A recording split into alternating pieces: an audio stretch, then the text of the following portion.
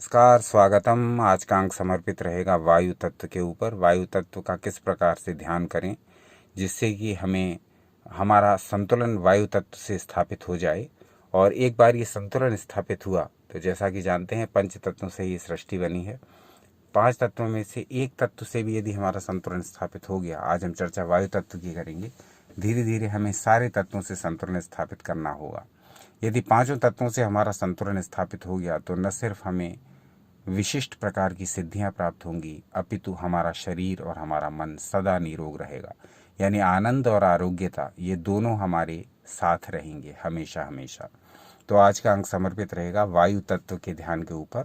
इसके लिए हम लेकर के आए हैं आज योग तत्व उपनिषद से 3 श्लोक। श्लोक संख्या 95, 96 और 97, 95, 96 और 97। और प्रमाण सहित देखेंगे कि इनमें क्या वर्णन किया गया है, वायु तत्व का किस प्रकार से हमें ध्यान करना होगा।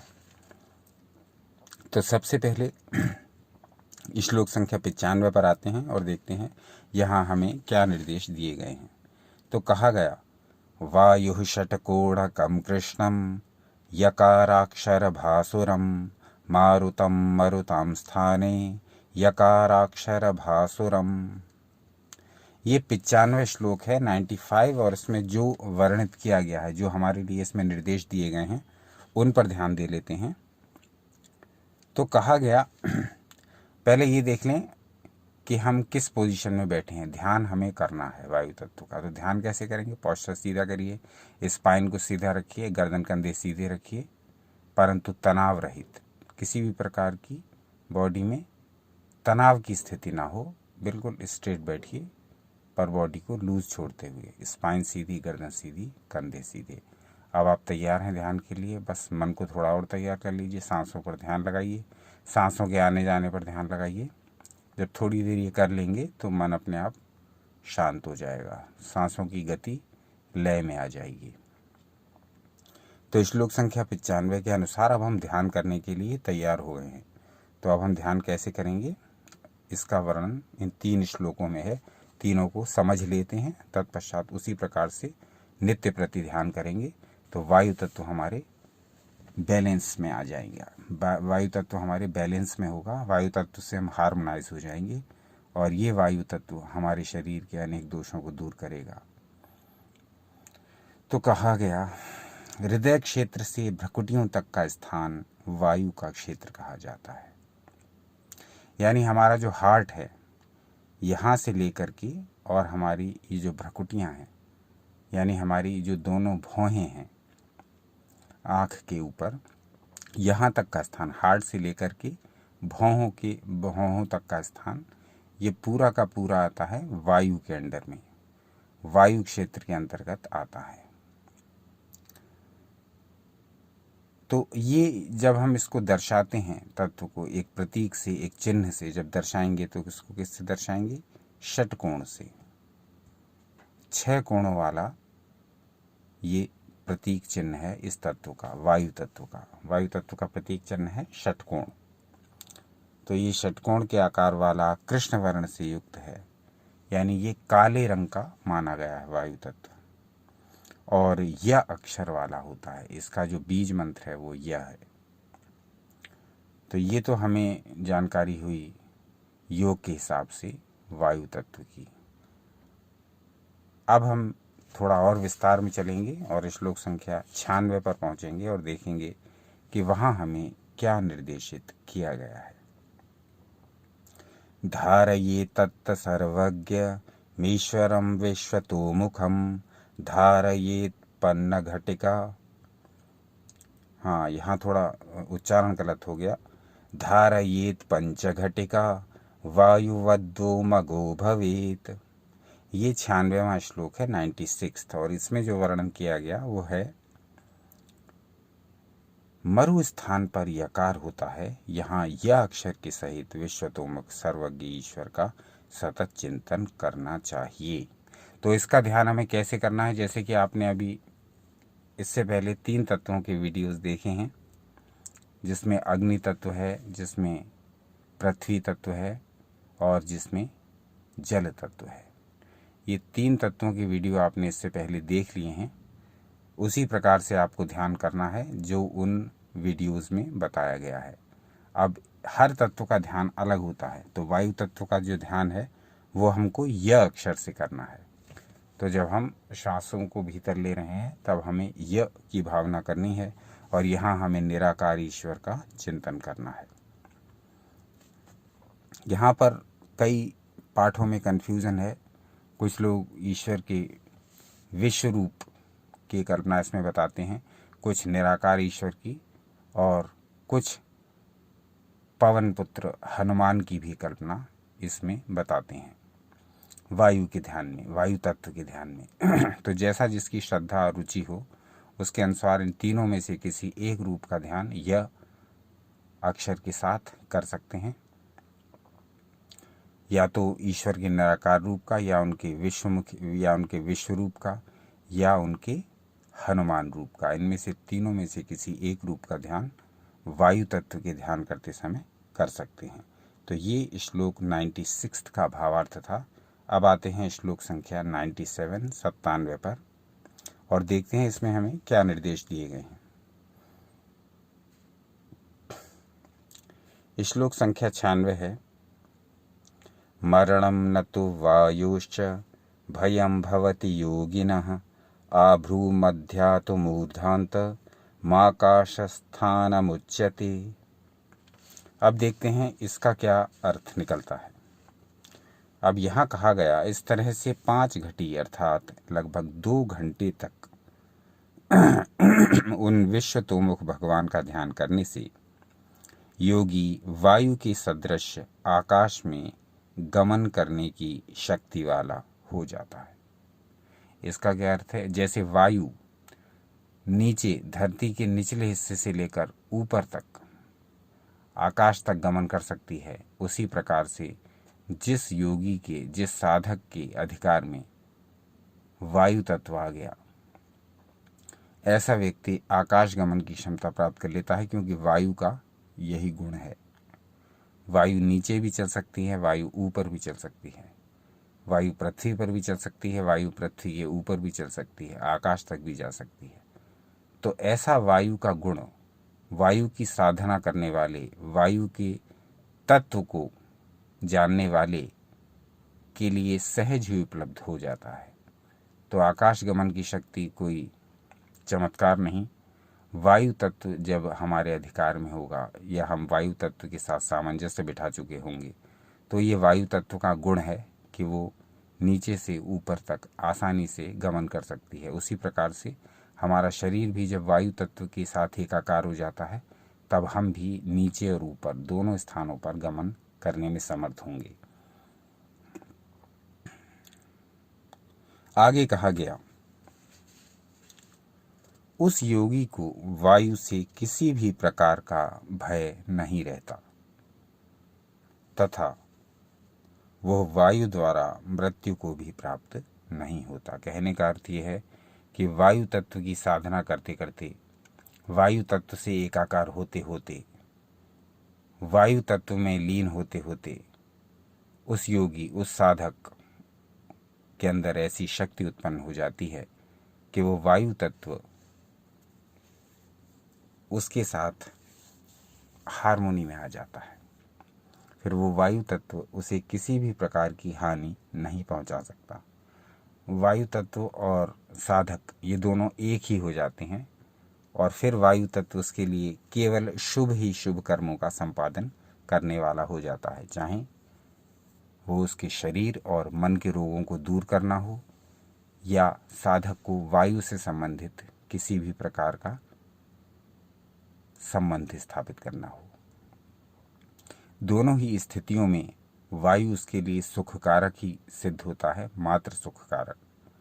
और किसी भी प्रकार से वायु द्वारा उस व्यक्ति को, जो वायु तत्व का साधक है, वायु द्वारा पीड़ा नहीं पहुंचाई जा सकती किसी भी स्थिति में। न तो वायु द्वारा उसकी किसी भी प्रकार की हानि हो सकती है, चाहे वो शरीर के रोग हों, मन के रोग हों, अथवा जब वायु अपना तीव्र प्रचंड रूप लेती है और उस समय प्रचंड रूप से चीज़ें इधर उधर गिरने लगती हैं और जनहानि होती है। जब हमने देखा है कि जब वायु अपने प्रचंड रूप में आती है तो क्या स्थिति बनती है। आंधी और तूफान जब पूरे वेग पर होते हैं तो कितनी जनहानि होती है। तो ऐसे योगी को जो वायु तत्व को सिद्ध कर चुका है, वायु किसी भी प्रकार से हानि नहीं पहुंचाती।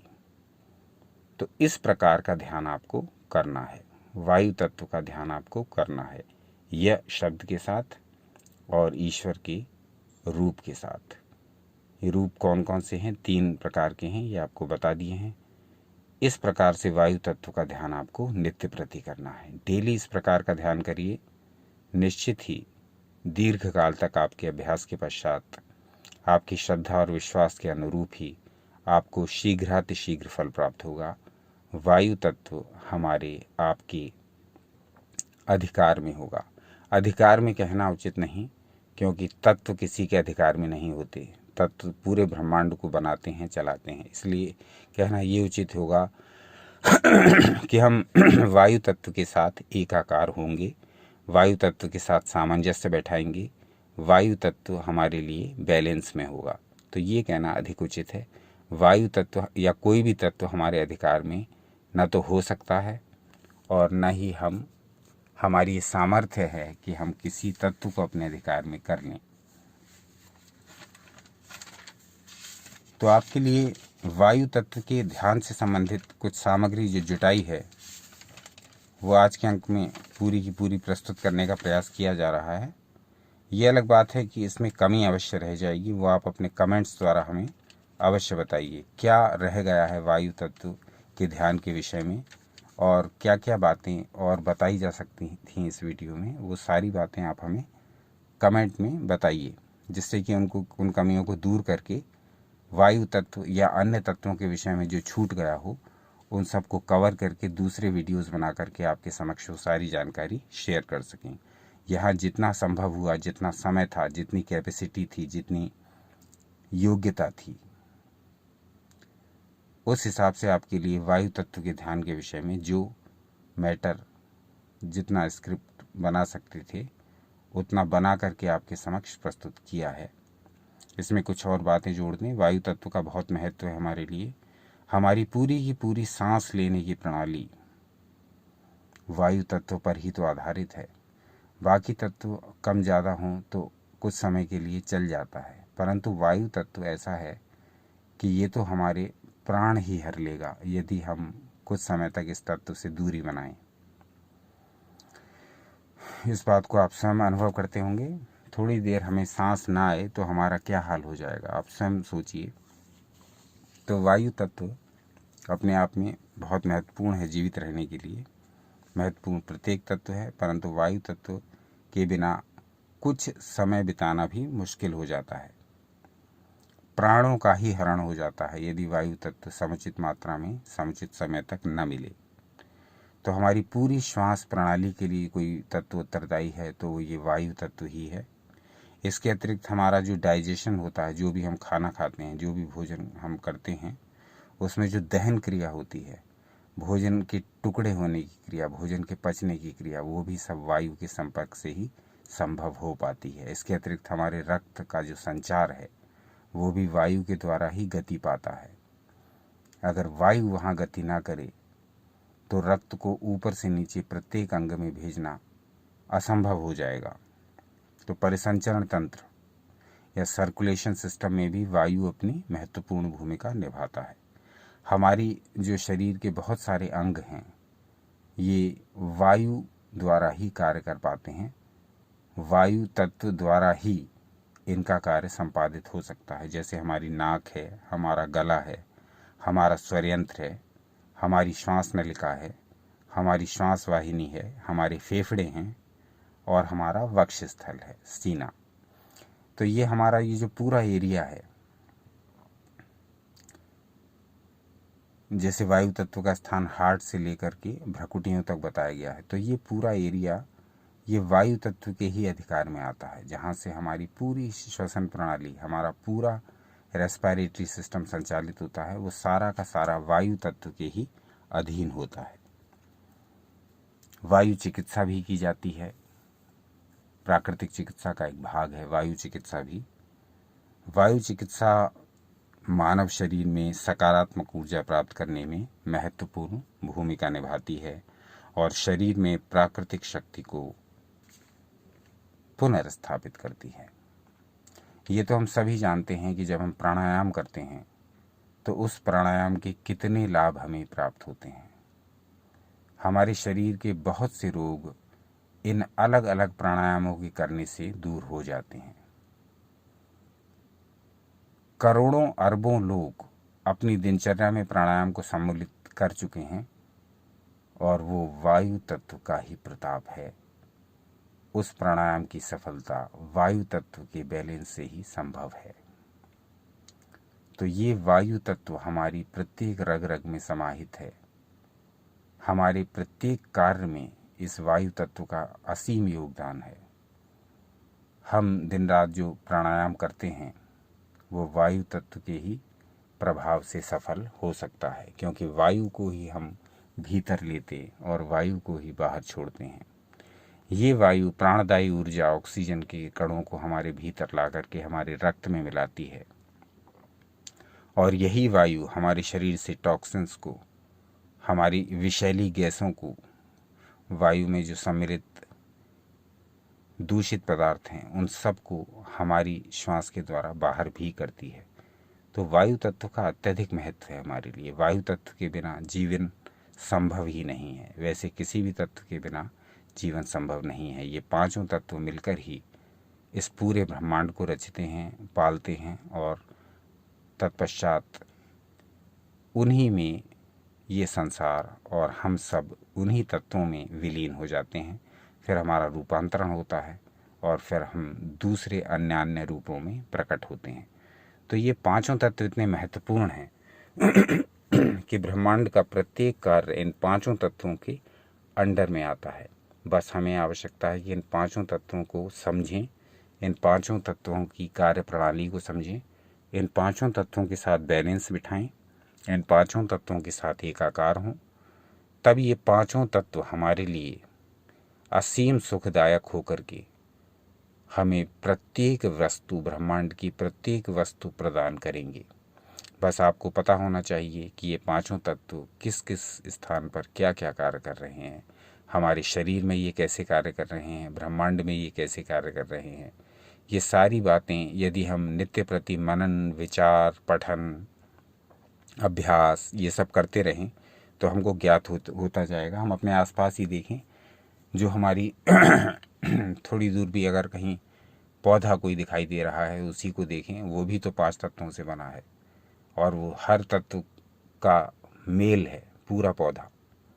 नीचे मिट्टी में से वो उग रहा है पृथ्वी तत्व, ऊपर वायु तत्व से वो श्वास ले रहा है, वायु तत्व से वो भोजन ग्रहण कर रहा है, फिर अग्नि तत्व सूर्य से जो उसे मिल रहा है उससे उसमें प्रकाश संश्लेषण की क्रिया हो रही है, उससे उसका भोजन बन रहा है, वृद्धि उसमें हो रही है। जल तत्व, जो जल उसके भीतर पृथ्वी तत्व द्वारा जा मिट्टी में मिल करके उसके भीतर जा रहा है, उससे उसका पोषण हो रहा है। तो एक पौधा ही आपके सामने सबसे बड़ी लेबोरेटरी है पांचों तत्वों की क्रियाविधि की। एक पौधे को आप देख लीजिए और उसको देख करके आप विचार कर लीजिए, ये पांचों तत्व ही तो उस पौधे को बढ़ा रहे हैं। दिन दूना रात चौगुना उसका आकार, उसका साइज बढ़ता जा रहा है नित्य प्रति। क्यों? क्योंकि वो पांचों तत्वों के साथ बैलेंस बनाए हुए है। वो पृथ्वी तत्व के भी संपर्क में है, वो जल तत्व के भी संपर्क में है, वो अग्नि तत्व के भी संपर्क में है, वो आकाश तत्व के भी संपर्क में है, वो वायु तत्व के भी संपर्क में है। तभी तो उसकी वृद्धि हो रही है, तभी तो उसका विकास हो रहा है। तो जब एक पौधा तक पांच तत्वों का महत्व समझता है, पांचों तत्वों से बैलेंस बना करके अपनी वृद्धि करता है, तो हम इतने समझदार कहे जाने वाले मनुष्य होकर के भी यदि इन पांच तत्वों के बारे में न जानें, यदि इन पांच तत्वों का महत्व न समझें और यदि इन पांच तत्वों के साथ अपना बैलेंस न बना करके रखें, तो हमसे बड़ा मूर्ख कौन होगा। सृष्टि की छोटी से छोटी वस्तु भी, सृष्टि का छोटी से छोटा कण भी इन पांचों तत्वों का ही परिणाम है। अलग अलग रूप में। हमें आवश्यकता है कि इन पांचों तत्वों की कार्य प्रणाली को समझें, कार्य विधि को समझें और इनके अनुसार ही अपना जीवन ढालें। इन पांचों तत्वों को यदि हमने बैलेंस में रखा हमेशा, तो ये निश्चित है कि हमारे शरीर में, हमारे मन में कोई भी रोग नहीं हो सकता, कोई भी दोष नहीं हो सकता, कोई भी विकार नहीं हो सकता। जिस तरह से आयुर्वेद में कहा गया कि त्रिदोषों का यदि समन्वय रखेंगे, जैसे वात, पित्त और कफ का, तो कोई रोग नहीं होगा। उसी प्रकार से प्राकृतिक चिकित्सा में भी पंच तत्वों का बैलेंस बताया गया है। यदि इन पांचों तत्वों का बैलेंस रखेंगे, यदि इन पांचों तत्वों के साथ एकाकार रहेंगे, तो कोई कारण नहीं कि हम निरोगी हों, कोई कारण नहीं कि हम रोगी हो जाएं। विभिन्न प्रकार के रोग गलत आहार विहार, गलत आचार विचार से उत्पन्न होते हैं। अपने आचार विचार को ठीक करिए, अपने आहार विहार को ठीक करिए, पांचों तत्वों के साथ बैलेंस बनाइए, कोई भी रोग आपको नहीं होंगे तो धीरे धीरे नष्ट होने लगेंगे। और यदि इन पांचों तत्वों के साथ बैलेंस में रहेंगे तो पूरा का पूरा जीवन फिर निरोगी ही रहेगा। तो जब ये बात चल रही है वायु तत्व की, इसमें थोड़ा और विचार कर लेते हैं। तो एक तो हम जानते ही हैं कि वायु तत्व, प्राणायाम से हम वायु तत्व के साथ अच्छा सामंजस्य स्थापित कर सकते हैं। यदि हम कोई भी एक प्राणायाम नित्य प्रति करते हैं, डेली करते हैं, तो उससे भी हमारा वायु तत्व हमारे फेवर में रहता है, हमारे साथ उसका अच्छा सामंजस्य हो जाता है, वायु तत्व बैलेंस में रहता है यदि हम डेली प्राणायाम करें। दूसरा तरीका ये बताया आपको कि आप वायु तत्व का ध्यान करिए। इस विधि से, जो आज की इस वीडियो में बताई गई है, उस विधि से वायु तत्व का ध्यान करिए, तो भी वायु तत्व हमारे साथ बैलेंस में रहेगा। अब हम ये देख लेते हैं कि वायु तत्व की राशियां कौन कौन सी बताई गई हैं ज्योतिष शास्त्र के अनुसार। वो हैं 3 राशियां, मिथुन, तुला और कुंभ।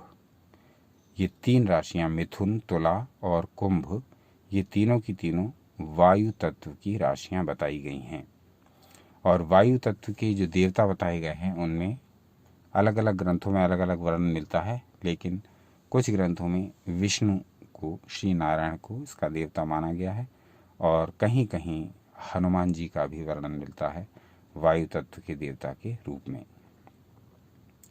अब हम ये देख लेते हैं कि यदि वायु तत्व हमारे बैलेंस में रहता है, यदि हम वायु तत्व से एकाकार रहते हैं, तो कौन कौन से हमारे दोष मिटने लगते हैं, कौन कौन से रोग हमारे मिटने लगते हैं। ये हैं नर्वस सिस्टम के रोग, हमारी तंत्रिका तंत्र, हमारे मस्तिष्क से संबंधित रोग, हमारे सर्कुलेटरी सिस्टम के रोग, परिसंचरण तंत्र के रोग जैसे हार्ट के रोग, या हमारी जो वेन्स और आर्टरीज हैं जो रक्त को ले जाने का कार्य करती हैं पूरे शरीर में,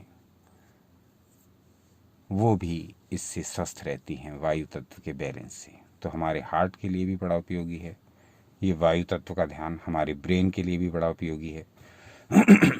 इसके अतिरिक्त जो त्वचा संबंधी बीमारियां होती हैं, स्किन डिजीजेस, और हमारे लंग्स की जो बीमारियां होती हैं, फेफड़ों से संबंधित, हमारे पैंक्रियास की जो बीमारियां होती हैं, और हमारी किडनीज की जो बीमारियां होती हैं, हमारे गुर्दों की और हमारे पैंक्रियास की जो समस्याएं होती हैं, वो भी वायु तत्व के ध्यान से दूर की जा सकती हैं, वायु तत्व के बैलेंस से दूर की जा सकती हैं, वायु तत्व के साथ एकाकार होने से दूर की जा सकती हैं।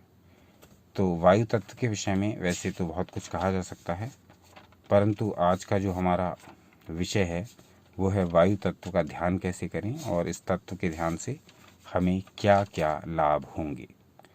तो आज के अंक में हमने ये बताने का प्रयास किया कि योग तत्व उपनिषद में वायु तत्व के ध्यान के विषय में क्या कहा गया। इसके लिए हमने श्लोक संख्या 95, 96 और 97 की सहायता ली, और इसकी सहायता से आपको ये बताया कि किस प्रकार से वायु तत्व का ध्यान हमें करना है। इसके अतिरिक्त वायु तत्व का क्या महत्व है और वायु तत्व से किन किन प्रकार के रोगों की निवृत्ति हो सकती है और किस प्रकार से हम एक निरोगी जीवन बिताने की ओर बढ़ सकते हैं। ये सारी बातें आज के वीडियो में शेयर की हैं आपसे।